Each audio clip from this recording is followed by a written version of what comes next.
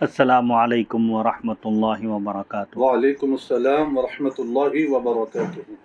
مولانا سید عبدالواسع حسینی بخاری چشتی صاحب کی جانب سے حضرت امام ابو نعیم اصفہانی رحمۃ اللہ علیہ کی جلیل القدر تصنیف دلائل النبوہ کا سلسلہ وار درس جاری ہے۔ آج کی اس نشست کا آغاز اور اس کا عنوان ہے چھٹی فصل آپ کی بعثت کے متعلق کاہنوں اور شاہان ارض کی پیشن گوئیاں، یعنی آپ صلی اللہ علیہ وسلم کی آمد کے متعلق نجومیوں نے اور اس وقت جو بادشاہان وقت تھے مختلف علاقوں کے، انہوں نے پیشن گوئی کی تھی کہ نبی آخر الزماں صلی اللہ علیہ وسلم تشریف لانے والے ہیں، ان کی آمد کا زمانہ قریب ہے۔ شاہ یمن در ثنائے ماہ مدنی رسول زمن صلی اللہ علیہ وسلم، یمن کے بادشاہ نے بھی حضور اکرم صلی اللہ علیہ وسلم کی تعریف اور توصیف بیان کی اور آپ کی آمد کی اطلاع دی۔ نمبر 47 ابن عباس رضی اللہ عنہما سے روایت ہے کہ جب سیف بن ذی یزن کا یمن پر قبضہ ہوا، یہ بادشاہ کا نام ہے، یمن پر جب یہ بادشاہ قابض ہو گیا اور اس نے وہاں سے اہل حبشہ کو مار بھگایا۔ یاد رہے سیف بن ذی یزن کا خاندان ہمیشہ سے یمن کے تخت و تاج کا وارث چلا آ رہا تھا اور اہل حجاز سے اس خاندان کے بڑے اچھے مراسم یعنی تعلقات تھے، کیونکہ باہم وہ پڑوسی تھے، آپس میں ایک دوسرے کے پڑوسی تھے۔ اچانک حالات بگڑے اور اہل حبشہ نے حملہ کر کے یمن پر قبضہ کر لیا۔ اس طرح اس خاندان کی حکومت ختم ہو گئی اور یمن پر غیر یمنیوں کی حکومت قائم ہو گئی۔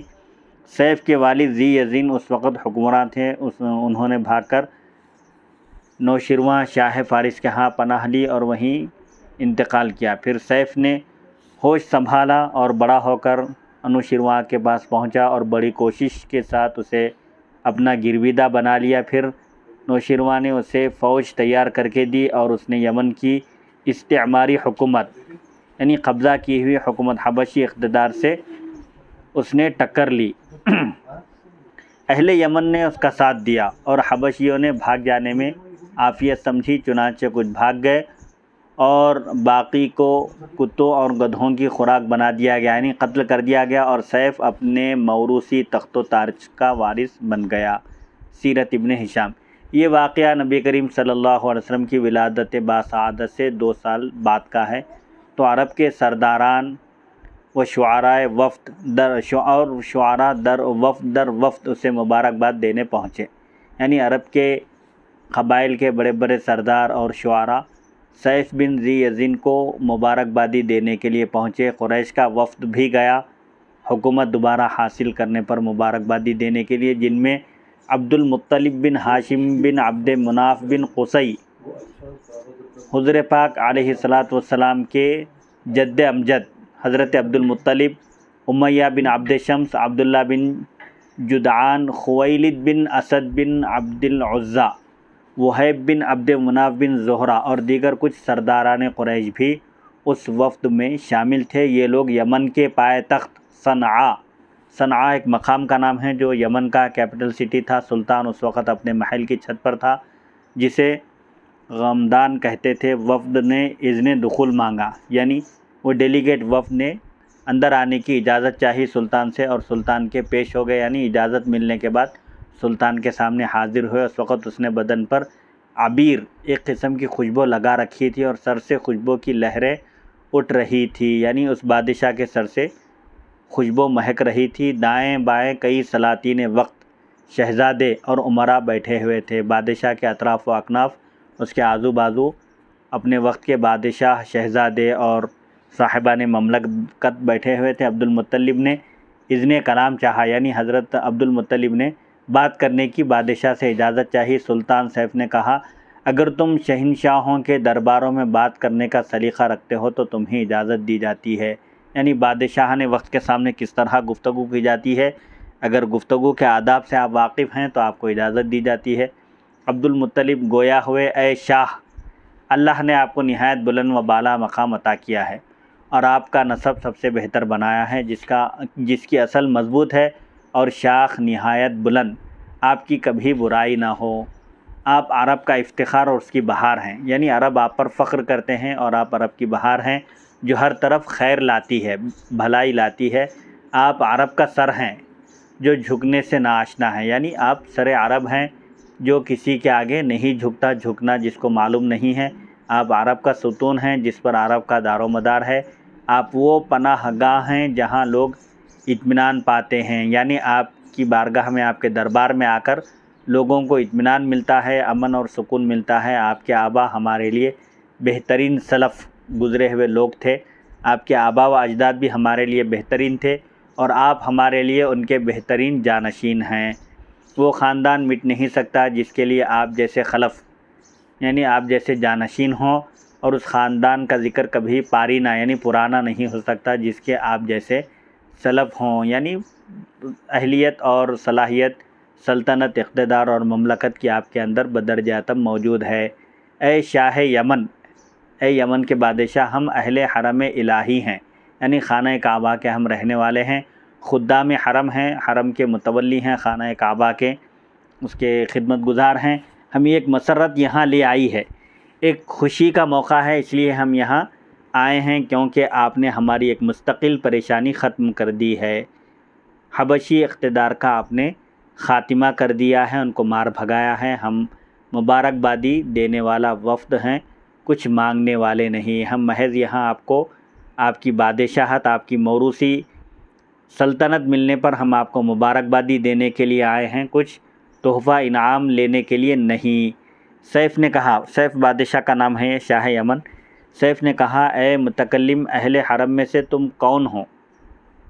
یعنی آپ کا تعارف کیا ہے، آپ کی شخصیت، تھوڑا آپ اپنا انٹروڈکشن کرائیے۔ تو آپ نے کہا میں عبد المطلب بن ہاشم بن عبد مناف ہوں۔ تو وہ کہنے لگا ہماری بہن کے بیٹے، کیونکہ شاہ یمن کی والدہ بنو نجار کے شرفاء میں سے تھی، اور ان کا خاندان بنو نجار سے ان کا تعلق تھا، حضرت عبد المطلب کا بھی۔ تو اس وقت بادشاہ کہنے لگا آپ ہمارے بھانجے ہوتے ہیں۔ کہا ہاں، چنانچہ شاہ نے آپ کو قریب کر لیا، یعنی آپ کو اور قریب کیا، اور وفد کی طرف متوجہ ہو کر بولا بہت بہت خوش آمدید، یعنی ویلکم کیا ان کا۔ ہم آپ لوگوں کی بہتر سے بہتر میزبانی کریں گے۔ بادشاہ آپ کی گفتگو سے خوش ہوا، اور جب اس کو ایک رشتہ داری کا پتہ چلا تو آپ کو اور تقرب عطا کیا، اپنا مقرب بنا لیا، اور کہا کہ بہتر سے بہتر آپ کو ہم آپ کی میزبانی کریں گے اور اچھا نوازیں گے۔ شاہ یمن نے تمہاری تقرب یعنی بادشاہ کی قربت آپ کو حاصل ہو گئی، بادشاہ نے آپ کو اپنے قریب کر لیا، اور آپ کی بہتر سے بہتر میزبانی کریں گے اور اچھا نوازیں گے۔ شاہ یمن نے تمہاری گفتگو سن لی ہے، تم سے رشتہ داری جان لی ہے، تمہارا آنا پسند کیا ہے۔ آپ ہمارے دن رات کے مالک ہیں، یعنی مہمان ہیں۔ جب تک آپ ٹھہریں گے عزت افزائی ہوگی، یعنی آپ کا اکرام ہوگا، آپ کا احترام ہوگا، اور آپ کی خاطر تواضع ہوگی، اور واپسی پر ہماری نیک تمنائیں آپ لوگوں کے ساتھ ہوں گی۔ اب آپ لوگ دار الضیافہ یعنی سرکاری مہمان خانے میں تشریف لے چلے۔ ساتھ ہی اس نے مہمانوں کے لیے ضروری حکم دے دیا اپنے خادموں کو کہ مہمانوں کا پورا خیال رکھا جائے۔ یہ لوگ وہاں 1 مہینہ ٹھہرے، 1 مہینہ قیام کیے۔ عرب کا یہ جو وفد گیا تھا شاہ یمن کو مبارکبادی دینے کے لیے، 1 مہینہ قیام کیا۔ شاہ نے انہیں اپنے پاس بلایا، نہ واپس جانے کی اجازت دی۔ 1 مہینے کے عرصے میں ان کی خاطر تواضع ہوتے رہی، بادشاہ نے نہ انہیں اپنے پاس بلایا اور نہ ہی اس 1 مہینے کے عرصے میں انہیں واپس جانے کی اجازت دی۔ 1 مہینے بعد اسے مہمانوں کی فکر ہوئی، 1 مہینے کے بعد بادشاہ کو خیال آیا تو اس نے انہیں طلب کیا، بلایا اپنے دربار میں، اور عبد المطلب کو اپنے قریب کر لیا اور خوش آمدید کہا، ویلکم کیا۔ پھر وہ گویا ہوا، یعنی بولا اے عبد المطلب، میں تمہیں ایک راز منتقل کرنے لگا ہوں، یعنی میں آپ کو ایک راز کی بات بتانا چاہتا ہوں۔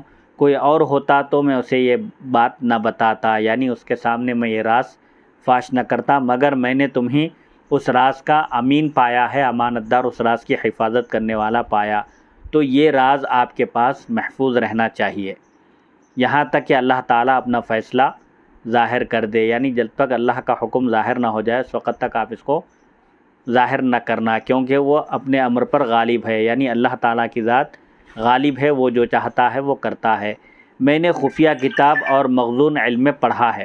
بادشاہ کہتا ہے میں نے علم مخزون، جو علم محفوظ ہے، سینہ بسینہ چلا آ رہا ہے اور سابقہ کتابوں میں پڑھا ہے، جو صرف ہمارے خاندان کے لیے ہے۔ اچھا، مخزون علم جو کسی پر ظاہر نہیں کیا گیا، اس علم میں مجھے یہ بات معلوم ہوئی ہے جو علم صرف ہمارے خاندان کے لیے ہے، کوئی اور اس علم کو حاصل نہیں کر سکتا، نہیں پا سکتا، کہ ایک عظیم بھلائی ظاہر ہونے والی ہے جو بعض لوگوں کے لیے بڑا خطرہ بھی ہوگی۔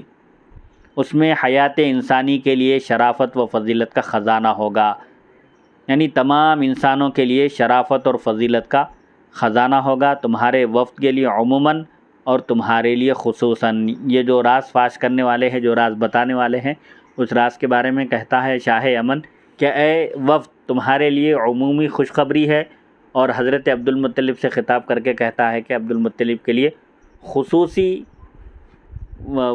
فضیلت ہے۔ عبد المطلب کہنے لگے، آپ جیسا بادشاہ ہمیشہ صاحب مسرت و خیر رہے، یعنی آپ جیسا بادشاہ ہمیشہ خوش و خرم رہے، بھلائی پر رہے۔ وہ بھلائی کیا ہے جو آپ مجھے بتانا چاہتے ہیں، وہ خیر کیا ہے؟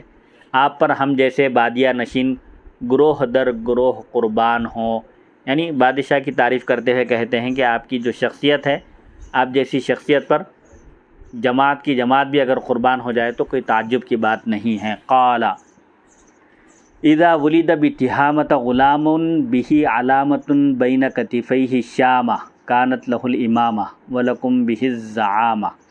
شاہ نے کہا، شاہ یمن سیف بن ذی یزن نے کہا، جب مکے میں وہ لڑکا تولد ہوگا، وہ لڑکا پیدا ہوگا جن کے دونوں کندھوں کے درمیان علامت یعنی مہر نبوت ہوگی، نبوت کا نشان ہوگا، ابھرا ہوا حصہ ہوگا گوشت کا، ان کے لیے امامت ہوگی، یعنی وہ ساری کائنات کے امام ہوں گے، مقتدا ہوں گے، پیشوا ہوں گے، اور ان کی برکت سے تمہاری کرامت قیامت تک رہے گی، یعنی تم کو بادشاہت، زعامت اور سرداری ملے گی۔ عبد المطلب کہنے لگے، آپ برائی سے دور رہیں، یعنی دعائیہ جملہ دیتے ہوئے، ان کو دعا دیتے ہوئے کہتے ہیں کہ اللہ آپ کو برائی سے دور رکھے۔ میں سمجھ رہا ہوں کہ ہمارا وفد نہایت خوش بخت ہے، اور ہر وہ کچھ لے کر لوٹیں گے جو ایک کامیاب وفد کا حصہ ہوتا ہے۔ اگر جلالت سلطان مانع نہ ہو تو میں اس کی کچھ وضاحت چاہوں گا۔ یعنی حضرت عبد المطلب بادشاہ سے پوچھتے ہیں، شاہ یمن سے، کہ اگر آپ اس کو واضح کر کے کھول کر بیان کریں تاکہ میری مسرت میں مزید اضافہ ہو، یعنی میری خوشی کا کوئی ٹھکانہ نہ ہو، میری خوشی دوبالا ہو جائے، تھوڑا سا آپ اس کو وضاحت سے اگر بیان کریں کھول کر تو بہتر ہوگا۔ شاہ نے کہا، وہ لڑکا ہونے والا ہے یا ہو چکا ہے، اسمہ محمد، ان کا نام محمد ہے، محمد صلی اللہ علیہ وسلم، بین کتفیہ شامہ، ان کے دونوں کندھوں کے درمیان یعنی پشت مبارک پر، پیٹھ پر ایک علامت ہے، مہر نبوت ہے، ابھرا ہوا گوشت کا حصہ ہے جو ان کے نبی ہونے کی نشانی ہے۔ ان کے والدین فوت ہو جائیں گے، یعنی ان کے والدین دونوں بھی نہیں رہیں گے۔ حضور پاک علیہ السلام کی ولادت باسعادت سے پہلے آپ کے والد ماجد کا انتقال ہوا، پھر جب آپ کی عمر شریف 6 سال کی تھی اس وقت والدہ کا بھی انتقال ہو گیا۔ دادا اور چچا ان کی پرورش کریں گے۔ ہم نے یہ پیش گوئی بارہا پڑھی ہے۔ شاہ یمن سیف بن ذی یزن کہتا ہے کہ میں نے مختصر جو بیان کیا تھا اس کی وضاحت یہ ہے کہ وہ جو لڑکا تہامہ یعنی عرب میں مکے میں پیدا ہونے والے ہیں، وہ پیدا ہو چکے ہیں یا پیدا ہونے والے ہیں۔ بہرحال ہمارے خاندان میں جو علم چلا آ رہا ہے، ان کے بارے میں جو معلومات سینہ بسینہ منتقل ہوئی ہیں اور راز کی شکل میں محفوظ رکھی گئی ہیں، اس کا خلاصہ یہ ہے کہ وہ لڑکا مکے میں پیدا ہوگا اور ان کے دونوں کندھوں کے درمیان مہر نبوت ہوگی، اور ان کے والدین نہیں رہیں گے، ان کے دادا اور چچا ان کی تربیت کریں گے، پرورش کریں گے، ان کو پالیں گے۔ یہ پیشن گوئی شاہ یمن نے بارہا ان کے علم مخزون میں پڑھی تھی۔ اللہ اسے روز روشن کی طرح ظاہر کرے اور ہمیں ان کا خادم اور ناصر کرے، یعنی اللہ تعالیٰ ان کے دین کو غالب کرے، بلند کرے، اور ان کے مقام و مرتبے کو بھی بلند کرے، اور ہم کو ان کے دین کا خادم اور مدد کرنے والا بنائے۔ اللہ تعالیٰ ان کے ذریعے اپنے اولیاء کو معزز اور دشمنوں کو ذلیل کرے گا، یعنی اللہ تعالیٰ اس نبی کے ذریعے اپنے چاہنے والوں کو عزت عطا کرے گا اور اپنے دشمنوں کو ذلت اور رسوائی سے دوچار کرے گا۔ دشمن اپنی عزت کھو بیٹھیں گے اور ان کی عالی نسب عورتیں مباح کر لی جائیں گی، یعنی دشمن جو ان سے جنگ کریں گے، مقابلے پر اتر آئیں گے تو وہ ذلیل و رسوا ہوں گے، اور ان کی بیویاں اگر جنگ میں باندی بن کر آئیں تو پھر وہ مسلمانوں سے ان کا بیاہ کر دیا جائے گا۔ رحمان کی عبادت ہوگی، اس نبی کی تشریف آوری کے بعد صرف اللہ کی عبادت ہوگی، اور شیطان ذلیل ہوگا، آگ بجھ جائے گی، بت ٹوٹ جائیں گے۔ جیسا کہ مشہور ہے، فارس کا ایک بتکدہ تھا جہاں پر 1000 سال سے آگ سلگا کر رکھی گئی تھی جو کبھی بھی نہیں بجھی تھی، لیکن حضور پاک علیہ الصلوۃ کی جس شب پیدائش ہوئی اس وقت وہ فارس کا آتش کدہ بجھ گیا اور بت سرنگوں ہو گئے، یعنی منہ کے بل گر پڑے، بت ٹوٹ جائیں گے۔ ان کا فیصلہ تقدیر الہی اور ان کا حکم سراپا انصاف ہوگا۔ نیکی کا حکم دیں گے وہ نبی اور اسے خود کریں گے، یعنی نیکی کا حکم بھی دیں گے اور خود بھی نیک کام کریں گے، برائی سے روکیں گے اور خود بھی برائی سے باز رہیں گے۔ بادشاہ نے اس اجمال کی تفصیل بیان کی کہ جو تشریف لانے والے ہیں وہ نبی آخر الزماں ہیں اور ان کے یہ اوصاف ہیں اور ان کے یہ اخلاق ہیں۔ عبد المطلب کہنے لگے، اے شاہ یمن، آپ کے پڑوسی معزز رہیں۔ یہ دعائیہ جملہ ہے۔ عرب جو عام طور پر دعائیہ جملے سے گفتگو کا آغاز کرتے ہیں، کہتے ہیں کہ آپ کے جو پڑوسی ہیں، آپ کے آس پاس رہنے والے ہیں، وہ باعزت رہیں، سرخرو رہیں، آپ کی ہر کوشش کامیاب اور شان بلند رہے، عمر لمبی ہو اور ملک یعنی بادشاہت ہمیشہ قائم رہے۔ کیا بادشاہ مزید وضاحت کر سکتا ہے؟ یعنی اور اس کی مزید وضاحت ہو سکتی ہے؟ سیف نے کہا، غلاف والے کعبے کی قسم جس کی شہرت دور دور تک ہے، اے عبد المطلب، اس بچے کے دادا تو تم ہو، اس میں کوئی جھوٹ نہیں۔ عبد المطلب یہ سن کر سجدے میں گر گئے۔ شاہ نے کہا، سر اٹھائیں، سجدے سے سر اٹھائیں، تمہارا سینہ ٹھنڈا ہے، کیا میری ذکر کردہ علامت تم میں موجود ہیں؟ یعنی حضرت عبد المطلب جب بادشاہ سے تفصیلات سنے تو فوراً سجدے میں چلے گئے، اللہ کا شکر بجا لائے۔ تو بادشاہ نے کہا کہ آپ سجدے سے سر اٹھائیں اور میں جو علامتیں ذکر کیا ہوں کیا وہ آپ میں موجود ہیں؟ تو عبد المطلب کہنے لگے، ہاں اے بادشاہ، میرا ایک بیٹا تھا جس کے ساتھ مجھے بے حد پیار تھا، یعنی وہ بیٹا مجھے بہت عزیز تھا، بہت پیارا تھا۔ میں نے اسے اپنی قوم کی ایک عالی نسب عورت خاتون آمنہ بنت وہب بن عبد مناف بن زہرہ سے ان کا نکاح کیا، یعنی حضرت عبداللہ جو حضور پاک علیہ الصلوۃ کے والد ماجد ہیں، ان کا نکاح آپ نے آمنہ بنت وہب رضی اللہ عنہا سے کیا۔ ان سے ایک لڑکا تولد ہوا، پیدا ہوئے، جن کا نام میں نے محمد رکھا۔ ان کے والدین انتقال کر گئے، میں نے اور ان کے چچا نے ان کی پرورش کی۔ یعنی حضور پاک علیہ الصلوۃ کے والد ماجد کے انتقال کے بعد پھر جب حضور پاک علیہ الصلوۃ کی عمر شریف 6 برس کی ہوئی، اس وقت حضرت آمنہ رضی اللہ عنہا کا بھی وصال ہو گیا، انتقال ہو گیا، تو آپ کے دادا عبد المطلب نے آپ کی پرورش کی۔ پھر جب آپ کی عمر شریف 8 سال کی ہوئی تو اس وقت آپ کے جد امجد حضرت عبد المطلب کا بھی انتقال ہو گیا۔ انہوں نے انتقال سے پہلے آپ کو آپ کے چچا ابو طالب کے حوالے کیا آپ کی تربیت اور پرورش کے لیے، چنانچہ ابو طالب نے آپ کی ظاہری تربیت کی اور پرورش کی، اور ان کے چچا نے ان کی پرورش کی۔ ان کے کندھوں کے درمیان ایک نشانی ہے۔ حضرت عبد المطلب جب یہ نشانیاں شاہ یمن سے سنے تو آپ نے بیان کیا کہ وہ پیدا ہو چکے ہیں اور ان کا نام محمد رکھا گیا ہے، ان کے والد کا انتقال ہو چکا ہے، اور میں ان کی تربیت کر رہا ہوں، ان کی پرورش کر رہا ہوں، اور ان کے کندھوں کے درمیان ایک نشانی ہے اور وہ آپ کی ذکر کردہ جملہ علامات کے حامل ہیں۔ یعنی آپ نے جو ان کی نشانیاں بیان کی ہیں وہ نشانیاں ان کی ذات میں موجود ہیں، پائی جاتی ہیں۔ سیف نے کہا، اپنے بیٹے کی حفاظت کرو، یعنی اپنے پوترے کی آپ حفاظت کیجئے، انہیں یہود سے بچائیے کیونکہ یہود ان کے سخت دشمن ہیں۔ اگرچہ اللہ تعالیٰ یہود کو ان تک پہنچنے نہیں دے گا، اللہ ان کا مددگار ہے، حامی ہے، ان کی حفاظت کرنے والا ہے، جیسا کہ اللہ تعالیٰ نے سورہ مائدہ میں ارشاد فرمایا، واللہ یعصمک من الناس، اور اللہ تعالیٰ لوگوں سے آپ کی حفاظت فرمانے والا ہے۔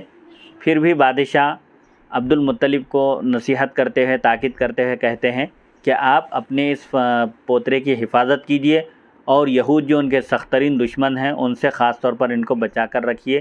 میرا یہ راز اپنے ساتھی وفد سمیت کسی پر ظاہر نہ کرنا۔ یعنی آپ کو تنہائی میں بلا کر بادشاہ نے یہ سب باتیں بتائی اور آپ کو تاکید کی کہ آپ کے ساتھ یہ جو سرداران قریش ہیں، آپ ان کے سامنے بھی اس راز کو ظاہر نہ کرنا۔ ممکن ہے ان کے دلوں میں حسد آئے، جلن ان کے دلوں میں پیدا ہو کہ ریاست تمہیں حاصل ہونے والی ہے، کہ آپ کے پوترے کی وجہ سے آپ کو پوری دنیا میں آپ کا نام روشن ہونے والا ہے، اس وجہ سے کہیں ان کے دل میں حسد نہ پیدا ہو جائے، پھر یہ لوگ ان کے لیے مصائب کھڑے کریں گے۔ یعنی آپ کے ساتھ جو وفد ہے، جو وفد میرے دربار میں آیا ہوا ہے، اگر اس وفد کے لوگوں کو معلوم ہو جائے کہ آپ کو سرداری ملنے والی ہے اور آپ کا نام پوری دنیا میں روشن ہونے والا ہے آپ کے پوترے کی وجہ سے، تو ممکن ہے کہ یہ لوگ ان کے لیے مشکلات کھڑی کر دیں گے، ان کے خلاف سازش کریں گے۔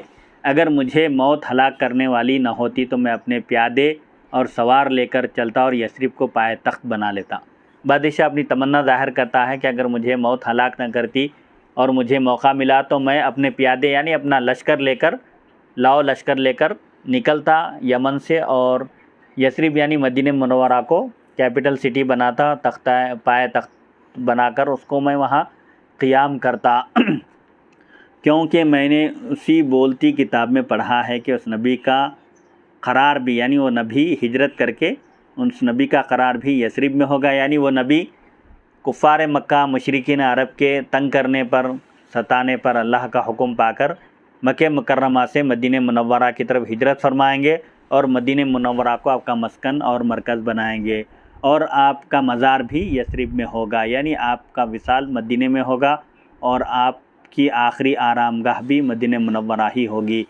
اگر میرا مقصد یہ نہ ہوتا کہ انہیں آفات زمانہ سے محفوظ رکھا جائے تو میں عرب کے چپے چپے پر ان کا چرچا کر دیتا۔ یعنی بادشاہ نے نبی آخر الزمان صلی اللہ علیہ وسلم کے اوصاف بیان کیے، لیکن آپ صلی اللہ علیہ وسلم کی آمد اور آپ کے ان اوصاف کو اس بادشاہ نے راز میں رکھا اور کہا کہ میں نے اسی لیے عرب میں ان کی شہرت اور ان کا چرچا نہیں کیا، کہیں ایسا نہ ہو کہ لوگ ان کے دشمن ہو کر ان کو تکلیف پہنچانے کے پیچھے پڑ جائیں اور نو عمری میں ہی ان کا ذکر بلند ہو جاتا، مگر میں یہ کام تمہارے سپرد کرتا ہوں۔ شاہ یمن حضرت عبد المطلب سے کہتا ہے کہ آپ کے حوالے میں یہ کام کر رہا ہوں کہ آپ ان کا چرچا کیجئے اور ان کی آمد کا ذکر کیجئے اور ان کی نصرت کیجئے۔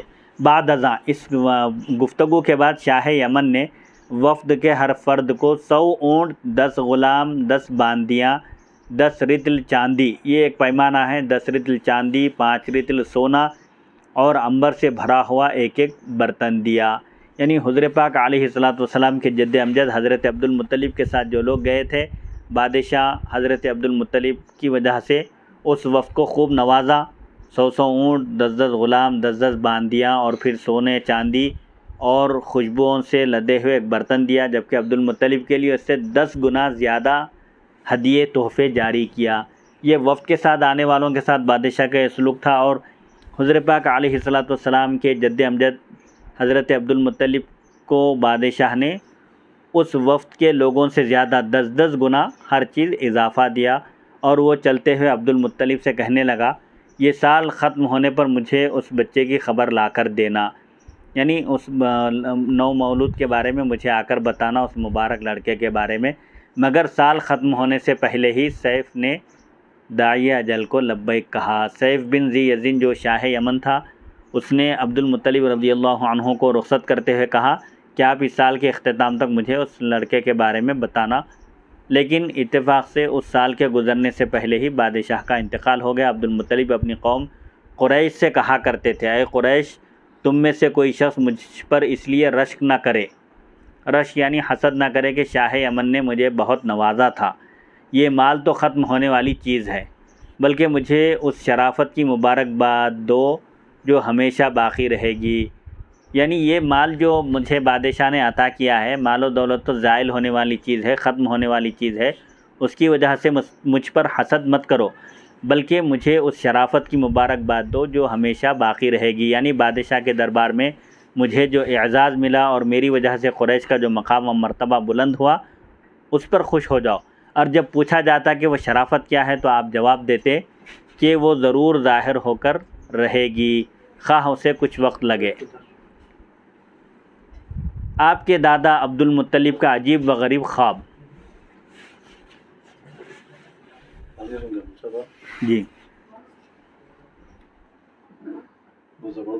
ابو جہم ابو طالب سے اور وہ عبد المطلب سے روایت کرتے ہیں، کہتے ہیں میں حرم کعبہ میں محو خواب تھا، یعنی آرام کر رہا تھا، خواب دیکھ رہا تھا، میں نے ایک دہشت ناک خواب دیکھا اور نہایت خوف میں مبتلا ہو گیا۔ یعنی مجھے وہ خواب دیکھنے کے بعد مجھ پر خوف طاری ہو گیا۔ میں قریش کی ایک کاہنہ عورت کے پاس گیا۔ قریش میں دور جاہلیت میں اسلام کی آمد سے پہلے لوگ نجومی جو غیب کی خبر دیا کرتے تھے، کچھ باتیں اپنے اندازے سے بتاتے تھے، تو ایک کاہنہ عورت کے پاس گئے۔ میں نے کمبل اوڑھ رکھی تھی اور میری زلفیں کندھوں میں لٹک رہی تھی، کندھوں پر، اور میری زلفیں کندھوں پر لٹک رہی تھی، پراگندہ حال تھی، یعنی بال بکھرے ہوئے تھے اور کندھے پر لٹک رہے تھے۔ کاہنہ نے میرے چہرے سے افسردگی محسوس کر لی۔ کاہنہ نے میرے چہرے کو دیکھتے ہی پہچان لیا کہ میں افسردہ ہوں، غمزدہ ہوں، رنجیدہ ہوں۔ میں ان دنوں اپنی قوم کا سردار تھا۔ کہنے لگی ہمارے سردار کا کیا حال ہے اور چہرے کا رنگ کیوں بدلا ہوا ہے؟ کوئی حادثہ تو نہیں ہو گیا؟ میں نے کہا ہاں، ان دنوں لوگوں کی عادت یہ ہوتی تھی کہ ہر آنے والا شخص سوال کرنے سے پہلے، پوچھنے سے پہلے اس کاہنہ کا دایاں ہاتھ چومتا اور پھر اس کے سر پر ہاتھ رکھ کر اپنا مدعا یعنی آنے کا مقصد بیان کرتا، مگر میں نے اپنے مقام و مرتبے کا لحاظ رکھتے ہوئے ایسا نہیں کیا اور سیدھے بیٹھ گیا۔ میں نے کہا آج رات میں نے حرم کعبہ میں سوتے ہوئے خواب دیکھا ہے کہ زمین سے ایک درخت نمودار ہوا، یعنی زمین سے ایک درخت نکلا باہر، جس کا سر آسمان تک جا پہنچا، یعنی اتنے نہایت بلند درخت ہے جس کی جڑ زمین میں ہے تو اس کی شاخیں آسمان تک پہنچی ہوئی اور ٹہنیاں مشرق و مغرب تک پھیل گئیں۔ وہ درخت سورج سے 70 گنا زیادہ روشن اور منور تھا۔ سبحان اللہ۔ پھر کیا دیکھتا ہوں کہ سب عرب و عجم اسے سجدہ کر رہے ہیں، اس کے آگے جھکے ہوئے ہیں اور اس کا نور مسلسل بڑھتا جا رہا ہے۔ میں نے دیکھا قریش کے کچھ لوگ اس کی ٹہنیوں سے لٹک گئے اور قریشی کے کچھ لوگ اس درخت کو کاٹنے کے لیے لپکے، یعنی تیزی سے آگے بڑھے، لیکن جب قریب ہوئے تو ایک نہایت حسین نوجوان نے، جس سے بڑھ کر میں نے خوبصورت اور بہتر خوشبو والا کوئی نوجوان نہیں دیکھا، اس نوجوان نے کاٹنے کے لیے آگے بڑھنے والوں کو مار بھگایا، ان کی پسلیاں توڑ دی اور آنکھیں باہر نکال کر باہر کر دیں۔ میں نے بھی ہاتھ بڑھایا تاکہ اس کی کسی ٹہنی کو تھام لوں، جس طرح لوگ اس کی ٹہنی کو لٹکے ہوئے ہیں۔ میں نے بھی یہ ارادہ کیا مگر اس نوجوان نے مجھے روک دیا۔ میں نے کہا یہ کس کا نصیب ہے؟ کہنے لگا انہی کا نصیب ہے جو اس سے لٹک گئے ہیں اور تم سے سبقت لے جا چکے ہیں، یعنی تم سے پہلے اس خیر کی طرف آگے بڑھ چکے ہیں۔ میں گھبرا کر خواب سے بیدار ہو گیا۔ عبد المطلب کہتے ہیں یہ سنتے ہی کاہنہ کا چہرہ زرد پڑنے لگا، یعنی کاہنہ کا چہرہ بدلنے لگا اور وہ یوں گویا ہوئی، اس طرح وہ بولی لئن صدقت لیخرجن من صلبک رجل یملک المشرق والمغرب ویدین لہ الناس۔ اگر آپ کا خواب سچا ہے، یعنی آپ نے صداقت سے کام لیا ہے، خواب کو بیان کرنے میں سچائی سے، یعنی واقعتاً آپ نے ایسا ہی خواب دیکھا ہے، تو آپ کی پشت سے وہ شخص پیدا ہوگا جس کی حکومت مشرق سے لے کر مغرب تک ہوگی اور لوگ ان کے آگے سب لوگ جھک جائیں گے۔ عبد المطلب نے یہ سن کر ابو طالب کے متعلق کہا شاید وہ یہ ہوں، شاید یہ ابو طالب ہوں۔ جب نبی کریم صلی اللہ علیہ وسلم نے اعلان نبوت فرمایا تو ابو طالب کہا کرتے تھے قسم بخدا وہ درخت ابو القاسم الامین صلی اللہ علیہ وسلم کی شکل میں نمودار ہوا ہے۔ سبحان اللہ۔ اس پر انہیں کہا جاتا کہ پھر تم ایمان کیوں نہیں لے آتے؟ تو وہ کہتے قریش مجھے برا بھلا کہیں گے اور عار دلائیں گے۔ یہ حضور پاک علیہ الصلوۃ والسلام کے چچا حضرت ابو طالب ہیں، جنہوں نے حضرت عبد المطلب کے انتقال کے بعد حضور پاک علیہ الصلوۃ والسلام کی پرورش کی ظاہری۔ اس کے بعد جب آپ نے اعلان نبوت فرمایا تو حضرت ابو طالب نے کہا کہ حضرت عبد المطلب نے جو خواب دیکھا تھا کہ ایک درخت نمودار ہوا ہے، وہ درخت حضرت ابو طالب کو آپ سمجھتے تھے، ایسا گمان تھا حضرت عبد المطلب کا، لیکن وہ حضرت ابو طالب نہیں بلکہ حضور پاک علیہ الصلوۃ والسلام تھے۔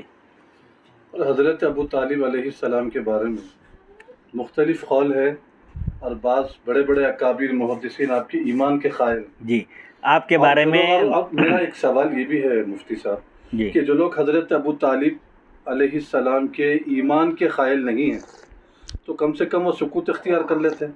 खामोश हो जाते हैं। आप बल्कि बाज़ हमारे उलमा ने जो है हज़रत अबू तालिब अलैहिस्सलाम की कुफ्र पर किताबें लिख डाली। हज़रत अबू तालिब जबकि के इमाम नसाई बारे है, में जी जी इमाम 3 नसाई है जी और भी दिगर कुतुब हदीस में जो है हज़रत अबू तालिब अलैहिस्सलाम के ईमान की तस्दीक हुई है कि आप ईमान लाए हैं। जी चुनांचे शेखुल इस्लाम अल्लामा डॉक्टर मोहम्मद ताहिरुल क़ादरी अदामुल्लाहु फ़ियुदहु जो है आपका हज़रत अबू तालिब अलैहिस्सलाम के ईमान से मुताल्लिक़ जी एक काफ़ी ज़बरदस्त बयान है आपका, जो बड़ा मारूफ हुआ है। उस बयान की भी बड़ी शोहरत हुई है जी और लाखों करोड़ों लोगों ने उस बयान को सुना है, जी देखा है और आज भी उस बयान को सुन रहे हैं और देख रहे हैं उस वीडियो को शेखुल इस्लाम डॉक्टर ताहिरुल क़ादरी साहब की। तो मेरा मानना ये है कि हज़रत इस सिलसिले में अगर कोई जो है अबू तालिब अलैहिस्सलाम के ईमान के क़ाइल नहीं है, हज़रत अबू तालिब की, तो वो सुकूत इख्तियार कर लें, खामोशी इख्तियार कर लें। जी लेकिन जो है अगर न हुज़ूर के चचा जो सारे इस्लाम पर आपका बहुत बड़ा एहसान है और हमेशा हुज़ूर पाक अलैहिस्सलाम की मदद फरमाते रहे, और जबकि दूसरे मजबूत जो है दलाइल भी हैं कि हज़रत अबू तालिब अलैहिस्सलाम के ईमान लाने के, जी तो फिर अब ऐसा जो है उनकी कुफ्र पर ज़िद करना ये मेरे ख़्याल में हम मुनासिब नहीं है। इस सिलसिले में आप क्या फरमाते हैं? इस सिलसिले में उलमा के 3 अक़वाल हैं। बाज़ उलमा आपके ईमान के कायल है कि आपने हुज़ूर पाक अलैहिस्सलातु वस्सलाम की मुकम्मल तायीद की, और एक वक्त जबकि कुरैश हज़रत अबू तालिब चूँकि उस वक़्त मुतवल्ली काबा थे, हज़रत अब्दुल मुत्तलिब के बाद आपका मकाम था, खाना काबा के आप मुतवल्ली थे, तो कुरैश आपके पास आए और कहा कि आप अपने भतीजे को दावत दीन से रोकिए, जो नए दीन का जो प्रचार कर रहे हैं इसे रोकिए। इनका मकसद क्या है इस दीन के इजहार से? अगर मालो दौलत चाहते हैं तो हम अरब की सारी दौलत इनके पास जमा कर देंगे। अगर ये निकाह करना चाहते हैं किसी खूबसूरत औरत से तो हम इनकी हर पेशकश हम कबूल करने के लिए तैयार हैं। आप इनके चचा होने की हैसियत से आप इनको बुलाकर आप नसीहत कीजिए, बोलिए। तो आपके चचा उस वक़्त हुज़ूर पाक अलैहिस्सलातु वस्सलाम को बुलाए और कहा कि ये मेरी कौम है, आपसे कुछ मुतालबा करती है। बहरहाल हुज़ूर पाक अलैहिस्सलातु वस्सलाम से जब हज़रत अबू तालिब ने पूछा तो आपने कहा, अगर ये लोग कसम बखुदा अगर ये लोग मेरे एक हाथ में सूरज, सीधे हाथ में सूरज और बाएं हाथ में चाँद लाकर रख दें और ये कहें कि मैं इस दीन की दावत से बाज आ जाऊं, तो मैं रुक जाऊं, इस दीन की दावत देने से रुक जाऊं, तो मैं हलाक हो जाऊंगा, यानी ख़त्म हो जाऊंगा, मर जाऊंगा, लेकिन मैं इस दीन की दावत देने से बाज नहीं आऊँगा। सुभान अल्लाह, सुभान अल्लाह, हाय हाय हाय, क्या बात। ये सुनने के बाद हज़रत अबू तालिब फरमाए, अपने भतीजे को हिम्मत दिलाते हुए फरमाए, हौसला अफजाई करते हुए, कुरैश को आप बढ़ा दिए उनको डांट कर, और इनको फरमाए हुज़ूर से कि आप अपने दीन की तबलीग जारी रखिए, मैं आज से आपका हामी और नासिर हूँ, यानी कुरैश को मैं देख लूँगा। आज से मैं आपकी मदद करने वाला हूँ। और शुरू से ही आप मदद भी किए, फिर जब दीन की आप तबलीग भी शुरू किए तो आप कुरैश आपकी वजह से हुज़ूर सल्लल्लाहु अलैहि वसल्लम को जैसा वो लोग तकलीफ़ पहुँचाना चाहते थे उनको हिम्मत नहीं होती थी। एक कौल तो आपके एक तौहीद का है, मुवाहिद, आप अल्लाह को एक मानते थे, दीन इब्राहीम पर थे, ईमान ही है समझिए। दूसरा कौल तवक्कुफ़ का है कि आपके ईमान के बारे में हमसे पूछा जाने वाला नहीं है, लिहाजा खामोशी इख्तियार करें, ये दूसरा कौल है। तीसरा कौल ये है कि बाज़ लोग ये कहते हैं कि आप हुज़ूर पाक अलैहिस्सलातु वस्सलाम के नबूवत के ज़माने को पाए, लेकिन जैसा सब बरमला इस्लाम कबूल नहीं किए। बाज़ रिवायतें भी ऐसी है, जैसे मुस्लिम शरीफ की एक रिवायत है, हुज़ूर सल्लल्लाहु अलैहि वसल्लम फरमाए कि ए मेरे चचा, आप खाली एक कलिमा पढ़ लीजिए, मैं उस कलिमे की बुनियाद पर आपकी तरफ से क़यामत के दिन में अल्लाह की बारगाह में मैं आपकी सिफारिश कर सकूँगा बोल के। तो उस वक़्त कुरैश के बड़े बड़े सरदार भी थे, जैसे जो ईमान नहीं लाए थे आपको भी रोक रहे थे। तो आप उन सरदारों को देखे, वो लोग बोले कि अगर आप आखिरी वक्त पे अगर ऐसा इस दीन को कबूल कर लेंगे तो लोग आपको आर दिलाएंगे। तो रिवायतों में आता है कि आपने कहा, अना अला दीनी अब्दुल मुत्तलिब, मैं अब्दुल मुत्तलिब के दीन पर हूँ, और हज़रत अब्दुल मुत्तलिब मुवाहिद थे, दीन इब्राहीमी पर थे। तो बाद लोग ये कहते हैं कि आपने अलानिया इस्लाम कबूल नहीं किया, लेकिन आप दीन इब्राहीमी के पैरोकार थे। जैसे दीन इब्राहीमी में खाना काबा का तवाफ़, अभी हुज़ूर अलैहिस्सलाम नबूवत का ऐलान नहीं फरमाए थे जब? नहीं, नबूवत के ऐलान के 10 साल के बाद हज़रत अबू तालिब का इंतकाल हुआ। अच्छा। हुज़ूर पाक अलैहिस्सलातु वस्सलाम की उम्र शरीफ 50 बरस की थी जब हज़रत खदीजा रज़ियल्लाहु अन्हा का भी इंतकाल हुआ। थोड़े ही दिनों में हज़रत अबू तालिब का भी, پہلے غالباً ابو طالب کا انتقال ہوا، پھر حضرت خدیجہ کا۔ تو حضور پاک علیہ الصلاۃ والسلام کے یہ دونوں بہترین مددگار تھے دین اسلام کی تبلیغ اور اس کی نشر و اشاعت میں۔ تو دونوں کے رخصت ہونے سے آپ بہت زیادہ غمزدہ ہو گئے، اس لیے اس سال کا نام عام الحزن رکھا گیا، غم کا سال۔ تو حضور پاک علیہ الصلاۃ والسلام کے دین کی آپ شروع سے حمایت کرتے رہے، مدد کرتے رہے، اور آپ کو اجازت دے دیے کہ آپ برملا آپ اس دین کی تبلیغ کیجئے، قریش کو میں سنبھال لوں گا۔ بہرحال آپ کے بارے میں مختلف اقوال ہیں، اس لحاظ سے بعض لوگوں نے آپ کی نجات کے بارے میں بھی لکھا ہے، جیسے علامہ زینی دہلان رحمۃ اللہ علیہ، یہ عرب ہیں، 1304 ہجری غالباً ان کی سن وفات ہے، یعنی تقریباً 150 سال پہلے کے شافعی عالم دین ہیں۔ اسن المطالب فی نجاتی ابی طالب بلکہ کتاب لکھے ہیں، جس میں انہوں نے یہ ثابت کیا کہ ان کے ایمان جو بھی مسئلہ ہے ان کی نجات کے بارے میں لکھا کہ سب سے بہترین مطلب حضرت ابو طالب کی نجات کے بارے میں، یعنی حضرت ابو طالب کو اللہ تعالیٰ قیامت کے دن حضور پاک علیہ الصلاۃ والسلام کے طفیل نجات عطا کرے گا۔ سبحان ایک جیسا کہ قول حضرت عبداللہ اور حضرت آمنہ رضی اللہ عنہما کے بارے میں بھی سیرت کی کتابوں میں لکھا ہوا ہے کہ جنہوں نے نبوت کا زمانہ نہیں پایا ان کا امتحان لیا جائے گا قیامت کے دن، فترت کے زمانے میں جو گزر گئے۔ فترت یعنی جس دور میں کوئی نبی نہ ہو، جیسے حضرت عیسیٰ علیہ الصلاۃ والسلام اور حضور صلی اللہ علیہ وسلم کے درمیان تقریباً 600 سال کا عرصہ ہے، تو وہ زمانہ فترت کہلاتا ہے جس میں کوئی نبی نہ ہو۔ تو زمانہ فترت میں جو لوگ تھے ان کا امتحان لیا جائے گا، ان کو قیامت کے دن کہا جائے گا ایمان لاؤ، یا آگ میں داخل ہونے کا حکم دیا جائے گا، تو بلا چوں چرا فوراً حکم کی تعمیل کریں گے تو ان کو اہل ایمان میں شمار کیا جائے گا۔ بہرحال حضرت ابو طالب کے بارے میں جو 3 قول ہیں، توقف یہ زیادہ اس لیے بھی بہتر ہے کہ کفر کا حکم لگانے سے بہتر ہے کہ خاموشی اختیار کی جائے یا کچھ نہ کہا، ان کا معاملہ اللہ کے حوالے کیا جائے۔ اللہ رسول بہتر جانتے ہوئے ہے کیا حقیقت میں معاملہ؟ جی ہاں، یہ حضرت عبد المطلب کا عجیب و غریب خواب تھا۔ اب اس کے بعد ایک ہے زید بن عمرو بن نفیل کی زندگی انتظار رسول میں گزر گئی۔ عرب میں جب شرک پھیل چکا تھا، بت پرستی عام ہو چکی تھی، اس وقت بھی کچھ فطرت شناس لوگ موجود تھے جن کی فطرت سلیم تھی، یعنی سلامتی والی تھی، اللہ کو ایک ماننے والے تھے، بتوں کی عبادت نہیں کرتے تھے، شراب سے دور رہتے تھے، زنا سے دور رہتے تھے۔ ان میں ایک زید بن عمرو بن نفیل بھی ہیں جو موحد تھے، حضور صلی اللہ علیہ وسلم کے انتظار میں تھے، اور حضور پاک علیہ الصلاۃ والسلام کی بعثت سے پہلے ان کا انتقال ہو گیا۔ عامر بن ربیعہ عدوی سے روایت ہے کہ زید بن عمرو بن نفیل سے میری مکے سے باہر ملاقات ہوئی، وہ غار حرا میں نماز پڑھنے جا رہے تھے۔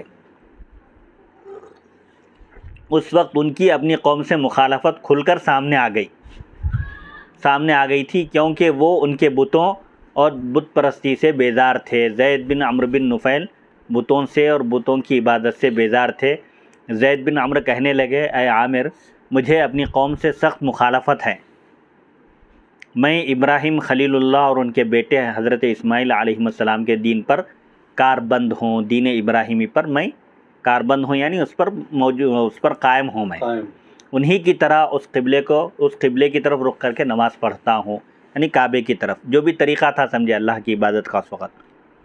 کاربن کا ایک معنی جو ہے ڈٹے ہوئے رہنا بھی آتا ہے، جی، یعنی اس پر قائم و مضبوطی اس پر قائم ہوں، جمع ہوا ہوں۔ فَأَنَا أَنْتَظِرُ نَبِيًّا مِّن وُلْدِ إِسْمَاعِيلَ مِن بَنِي عَبْدِ الْمُطَّلِبِ اسْمُهُ احمد، میں اس نبی کا منتظر ہوں جو اولاد اسماعیل علیہ السلام میں سے ہوں گے، بنو عبد المطلب سے ظاہر ہوں گے، اور نام نامی اسم گرامی احمد ہوگا۔ اے عامر، میں ان کا زمانہ نہ پا سکوں گا، مگر میں ان پر ایمان لاتا ہوں، ان کی تصدیق کرتا ہوں اور ان کی نبوت کی گواہی دیتا ہوں۔ اگر تم سے زندگی وفا کرے، یعنی اس نبی کے تشریف لانے تک تم زندہ رہو اور تم اس رسول کو دیکھو تو ان کی خدمت میں میرا سلام عرض کر دینا۔ یہ زید بن عمرو بن نفیل ہے۔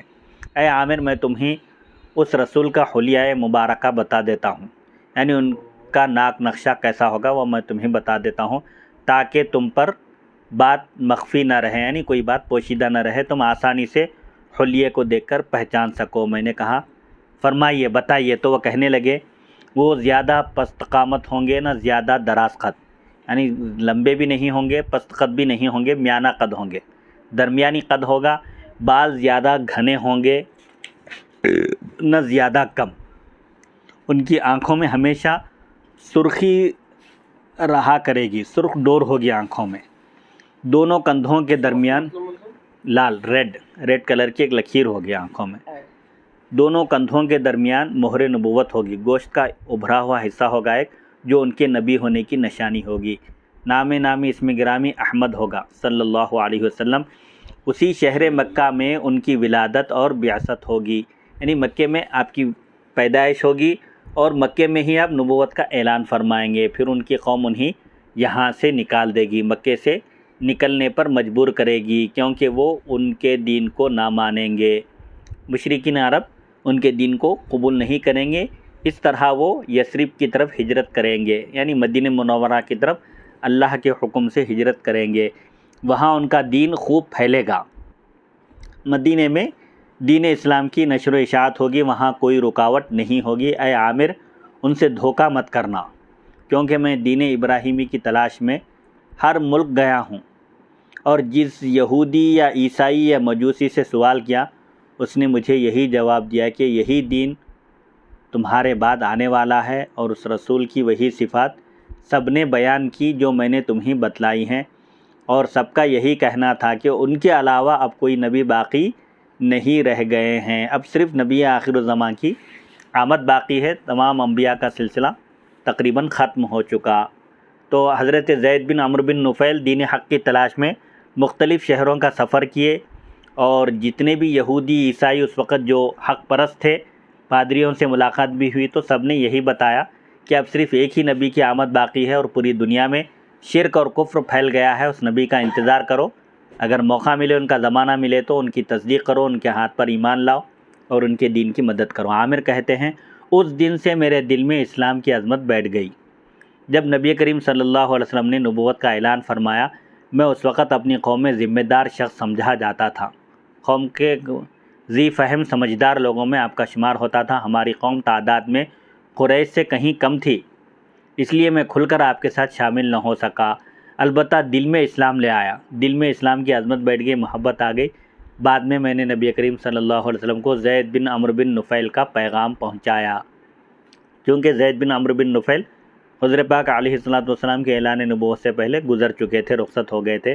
نبی کریم صلی اللہ علیہ وسلم نے ان کے لیے رحمت کی دعا فرمائی، اللہ ان پر رحم فرمائے کہا، اور ارشاد فرمایا میں نے انہیں جنت میں دیکھا ہے کہ دامن گھسیٹتے ہوئے خرامہ چل رہے ہیں.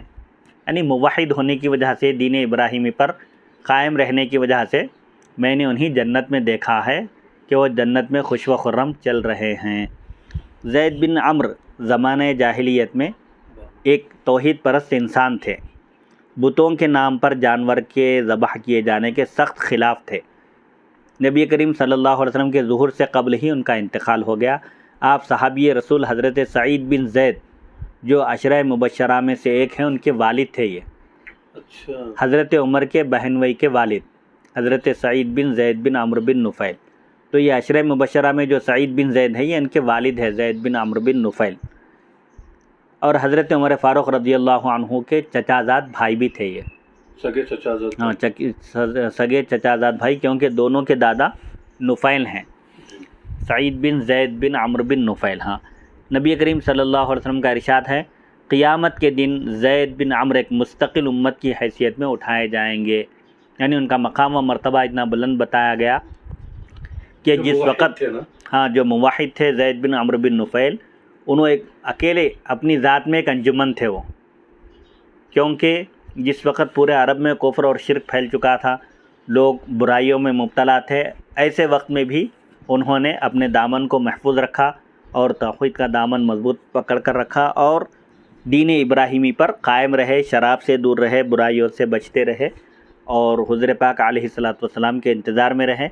تو جیسے ایک شخص کو کہا جاتا ہے کہ وہ اپنی ذات میں انجمن ہے، اکیلے نظر آتے ہیں لیکن وہ کئی علماء پر بھاری ہیں جیسے علمی اعتبار سے، ایسے ہی آپ نے فرمایا کہ وہ ایک شخص نہیں ہے، پوری ایک امت ہے جو اس برائی کے دور میں بھی برائیوں سے دور تھے اور توحید پر قائم تھے.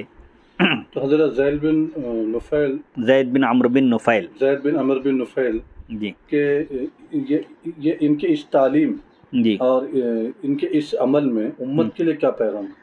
اب یہ تو بات توحید کی ہے جی لیکن توحید کے ساتھ ساتھ اور اس میں ہمارے لیے کیا میسج ہے؟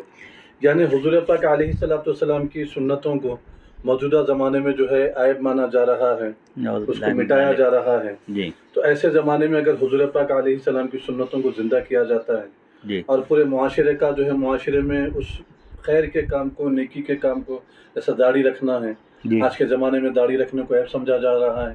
ابھی تو بوڑھا ہو گیا کیا، تیری تو ہاکی کھیلنے کی عمر ہے، تیری تو فٹ بال کھیلنے کی عمر ہے، یہ کیا تسبیح لے لیا، یہ کیا داڑھی چھوڑ لیا.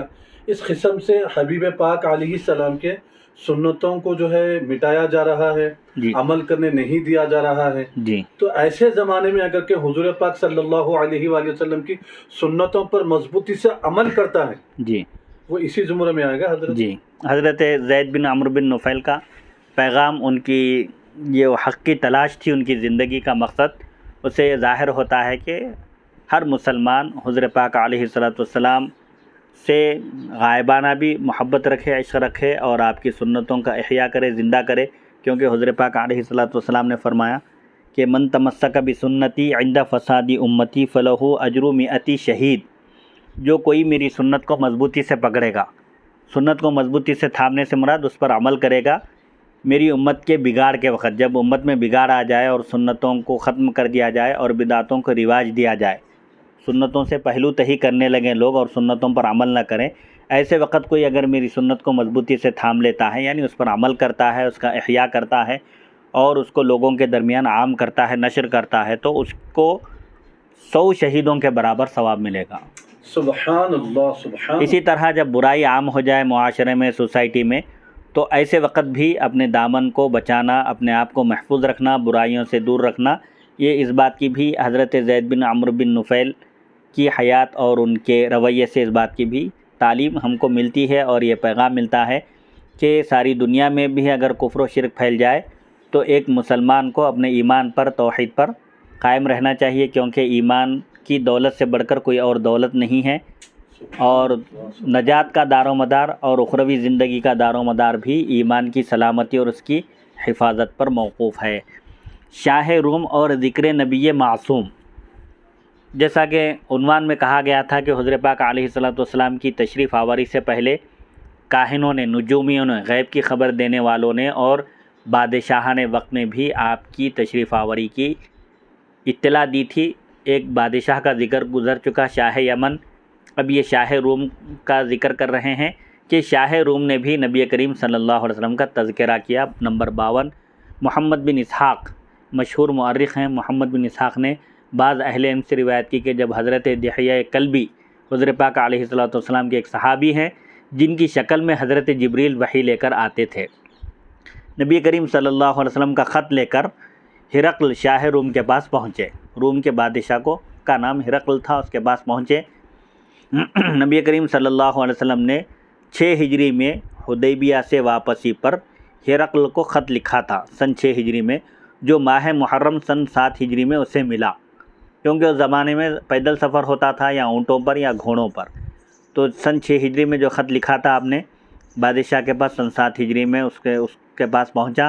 شاہ ہرقل ان دنوں فارس کی فوجوں کو شکست دے کر اور ان سے اپنی پرانی شکست کا بدلہ لے کر فارغ ہوا تھا، یعنی اس وقت فرصت میں تھا. وہ سب سے اپنا بدلہ لے کر اس نے نظر مانی تھی کہ فارس پر فتح حاصل کرنے اور انہیں اپنے ملک سے نکال باہر کرنے کے بعد پاپیادہ یعنی پیدل بیت المقدس کی زیارت کے لیے جائے گا. چنانچہ فصل خریف، خزاں کے موسم میں، فصل خریف میں سن 628 عیسوی کو میں وہ اپنی نظر پوری کرنے کے لیے بیت المقدس پہنچا. ادھر حضرت دحیہ حاکم بصرا کے پاس پہنچے. اس نے آپ کو اپنے نمائندے کے ساتھ بیت المقدس بھیج دیا. وہیں ہرقل نے نبی کریم صلی اللہ علیہ وسلم کا گرامی نامہ پڑھا، خط پڑھا.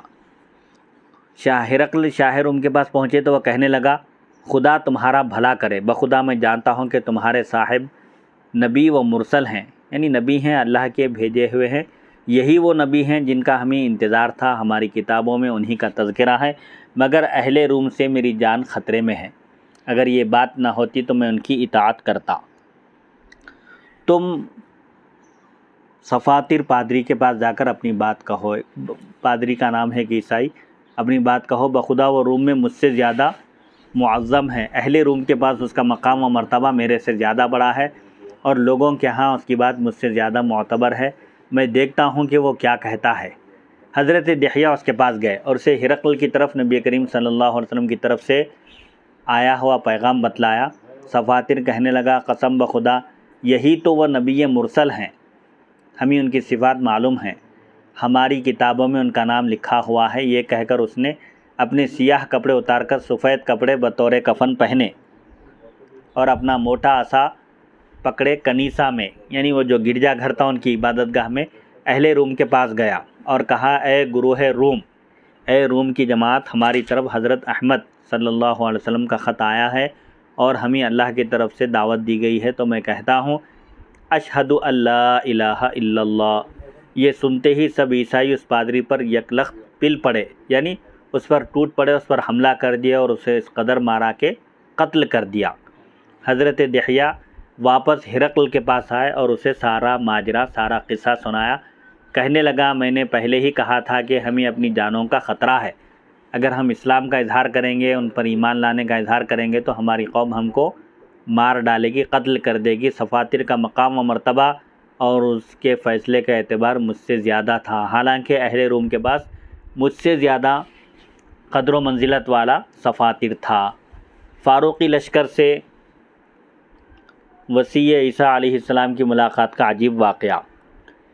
نمبر 50، یہ جو واقعہ ابھی شاہ روم کا گزرا یاد رہے۔ ہرقل شاہ روم کے ایمان لانے میں علماء کا اختلاف ہے کہ ہرقل نے اسلام قبول کیا یا نہیں، بعض کے نزدیک وہ مسلمان ہو گیا تھا جیسا کہ اس کے الفاظ بتاتے ہیں، البتہ قوم کے ڈر سے اس نے اپنا ایمان چھپائے رکھا، ظاہر نہیں کیا لوگوں پر، جبکہ اکثر علماء کے نزدیک اس کے مسلمان سمجھا جانے کا کوئی جواز نہیں، جس کی چند وجوہات ہیں، یعنی اس نے اسلام قبول نہیں کیا تھا جس کی چند وجوہات ہیں۔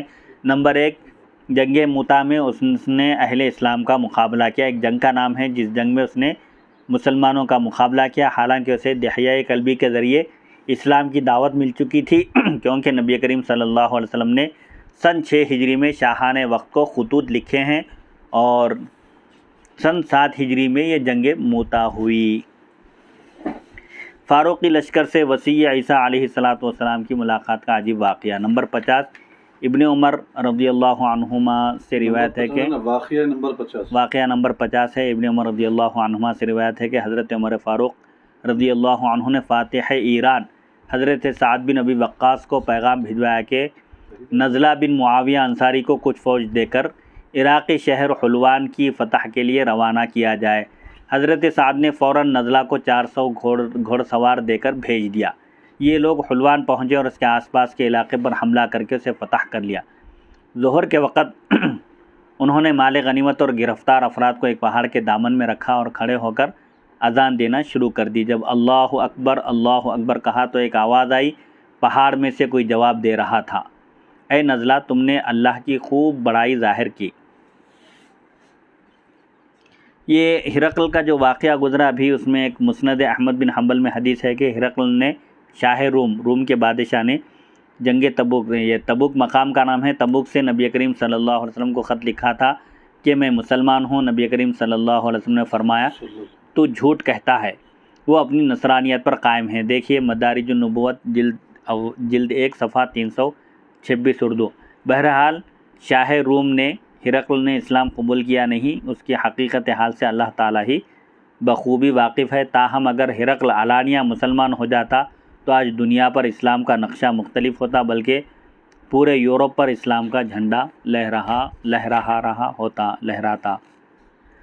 تو یہ فاروقی لشکر سے جب اذان دینا شروع ہوئی تو اس وقت پہاڑ کے اندر سے آواز آئی کہ اے نزلہ تم نے اللہ کی خوب بڑائی ظاہر کی، اللہ اکبر کہہ کر جب نزلہ نے، نام ہے یہ نون ضاد لام ہے، اشہد ان لا الہ الا اللہ و اشہد ان محمد عبدہ و رسولہ کہا تو جواب آیا۔ تمام ساکنان ارض و سما، یعنی زمین اور آسمان کے تمام رہنے والے باشندگان یہی گواہی دیتے ہیں، جب انہوں نے اشہد ان محمد رسول اللہ کہا تو جواب میں یہ آواز آئی، یہ نبی مبعوث ہے، یعنی ان کو بھیج دیا گیا ہے، ان کے بعد کوئی نبی نہیں۔ جب حی علی الصلاۃ کہا تو جواب دینے والا کہہ رہا تھا، نماز کی طرف آنے والے اور اسے ہمیشہ قائم رکھنے والے کے لیے مبارکباد ہے۔ جب حی علی الفلاح کہا مؤذن نے تو جواب دینے والے نے یہ جواب دیا، محمد صلی اللہ علیہ وسلم کے حکم پر سر تسلیم خم کرنے والا کامیاب ہو گیا، یعنی آپ صلی اللہ علیہ وسلم کے حکم پر سر جھکانے والا اور آپ کے حکم کو فوراً بجا لانے والا کامیاب ہو گیا۔ اسی میں آپ کی امت کی بقا ہے۔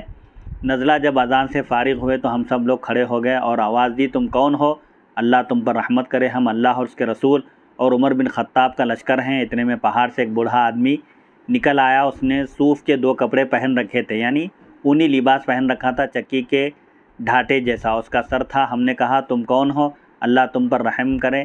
کہنے لگا میں زریب بن برسملہ ہوں، حضرت عیسیٰ علیہ السلام کا وصی، ان کے پیغام کا حامل ہوں۔ انہوں نے ہی مجھے اس پہاڑ میں بٹھا کر میرے لیے لمبی عمر کی دعا کی تھی، یہاں تک کہ آپ آسمان سے اتریں گے، آخر زمانے میں آسمان سے اتر کر صلیب توڑ دیں گے، جو عیسائیوں کا جو نشان ہے گلے میں وہ لٹکاتے ہیں، وہ صلیب توڑ دیں گے، خنزیر کو یعنی بد جانور کو قتل کریں گے اور نصارہ کے خود ساختہ دین سے اظہار بیزاری کریں گے، یعنی نصارہ کے خود اپنے بنائے ہوئے دین سے آپ بیزاری کا اظہار کریں گے۔ میں اگرچہ نبی کریم صلی اللہ علیہ وسلم سے ملاقات نہیں کر سکا، تاہم تم لوگ میری طرف سے عمر فاروق کو سلام پہنچانا اور میرا پیغام دینا کہ اے عمر، لوگوں کو راہ حق پر گامزن، یعنی لوگوں کو حق کی راہ پر جمانا اور حق سے قریب تر رکھو کہ قیامت قریب ہے، اور جب امت محمدیہ میں یہ امور ظاہر ہو جائے تو بھاگ جانا بہتر ہوگا، یعنی حق سے انحراف ہو، لوگ منہ موڑ لیں اور دین اسلام سے دور ہوتے چلے جائیں، اس کی تعلیمات پر عمل کرنے سے دور ہو جائیں، تو اس وقت آبادی سے دور ہو کر پہاڑوں میں جا کر بسیرا کرنا اور اپنے دین اور ایمان کی حفاظت کرنا بہتر ہوگا۔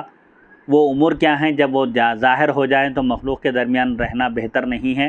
وہ امور یہ ہیں جب مرد مردوں سے اور عورتیں عورتوں سے خواہش پوری کر لیں گے، لوگ اپنا نسب بدل دیں گے، بڑے چھوٹوں پر رحم اور چھوٹے بڑوں کا ادب نہیں کریں گے، امر بالمعروف اور نہی عن المنکر کا کام ختم ہو جائے گا، بھلائی کا حکم دینا اور برائی سے روکنے کا کام ختم ہو جائے گا۔ علماء محض درہم و دینار جمع کرنے کے لیے علم پڑھائیں گے، یعنی دنیاوی مال و دولت جمع کرنے کے لیے علم سیکھیں گے، سکھائیں گے۔ بارش ہوگی کچھ فائدہ نہ ہوگا، اولاد غالب آ جائے گی، مسجدوں کے مینار بہت بلند کیے جائیں گے۔ اولاد غالب آ جائے گی سے مراد یعنی اولاد نافرمان ہوگی اور والدین کی کوئی حکم نہیں چلے گا، اولاد کا ہی غلبہ ہوگا، ڈومینیشن ان کا ہوگا۔ مسجدوں کے مینار بہت بلند کیے جائیں گے، مساجد خوبصورت ہوں گی، عالیشان مسجدیں تعمیر ہوں گی، مگر دل یاد الہی سے خالی ہوں گے۔ اللہ مضبوط عمارتیں بنا کریں گی، لوگ دنیا کے بدلے دین بیچ دیں گے، رشتے کٹ جائیں گے، یعنی آپس میں رشتہ داری وغیرہ باقی نہیں رہے گی، لوگ رشتہ داری کا پاس و لحاظ نہیں رکھیں گے، شریعت بک جائے گی، یعنی شریعت پر عمل نہیں کیا جائے گا، یا پیسوں کی خاطر غلط سلط فتوے دیے جائیں گے۔ آدمی اپنے گھر سے نکلے گا تو اس سے بہتر لوگ کھڑے ہو کر اس سے سلام کریں گے، یعنی دولت کو سلام ہوگا، آدمی کی قدر و قیمت نہیں ہوگی۔ جو مالدار ہوگا، لیڈر ہوگا، اس سے بہتر اگر ہے کوئی دینداری میں تو وہ بھی ڈر کر اس کو سلام کرے گا۔ شرمگاہیں کجاؤں پر سوار ہوں گی، یعنی زنا عام ہوگا، بدکاری عام ہوگی، یہ وقت قیامت کے قریب ہونے کا ہوگا۔ یہ کہہ کر وہ بوڑھا غائب ہو گیا، یعنی پھر پہاڑوں میں گم ہو گیا، غائب ہو گیا۔ حضرت سعد بن ابی وقاص نے فتح حلوان، یعنی وہ حلوان ایک مقام کا نام ہے، اس کے فتح کے وقت وہاں کے مال غنیمت اور نزلہ کی وصیہ عیسیٰ علیہ السلام سے ملاقات کی تفصیل حضرت عمر کو لکھ بھیجی، یعنی آپ نے جنگ ہونے کے بعد حضرت عمر کو ایک خط لکھا جس میں لکھا کہ حلوان فتح ہو گیا ہے، اور وہاں ایک بوڑھے شخص نے یہ باتیں کہی ہیں۔ آپ نے سعد رضی اللہ عنہ کے جواب میں لکھا کہ تم مہاجرین و انصار صحابہ کو ساتھ لے کر فوراً اس پہاڑ پر پہنچو، کیونکہ نبی کریم صلی اللہ علیہ وسلم نے ہمیں بتلایا تھا کہ عیسیٰ علیہ السلام کے صحابہ میں سے ایک شخص اس پہاڑ میں رہتا ہے۔ حضرت سعد بن ابی وقاص 4000 مہاجرین و انصار کو لے کر وہاں پہنچے اور 40 دن تک اذانیں دیتے رہے، مگر کوئی جواب نہیں آیا۔ صرف ایک مرتبہ اذان کا جواب آیا، اور جو عیسیٰ علیہ السلام نے جس شخص کو مقرر کیا تھا لمبی عمر کی دعا دے کر، وہ شخص باہر آیا اور حضور پاک علیہ السلام کی تعریف اور توصیف بیان کر کے کچھ نصیحتیں کر کے پھر چلا گیا۔ انشاءاللہ اگلی نشست میں نمبر 51 سے عرب کا ایک درویش خدا مست ظہور اسلام کی بشارت دیتا رہا، یعنی عرب میں ایک متقی پرہیزگار شخص تھا جو اللہ تعالیٰ کی وحدانیت کا قائل تھا، اسلام کی آمد کی وہ خوشخبری دیتا رہا۔ انشاءاللہ اگلی نشست میں اس موضوع پر گفتگو ہوگی۔ وصلی اللہ تعالی علی خیر خلقہ سیدنا محمد و آلہ و صحبہ اجمعین والحمد للہ رب العالمین۔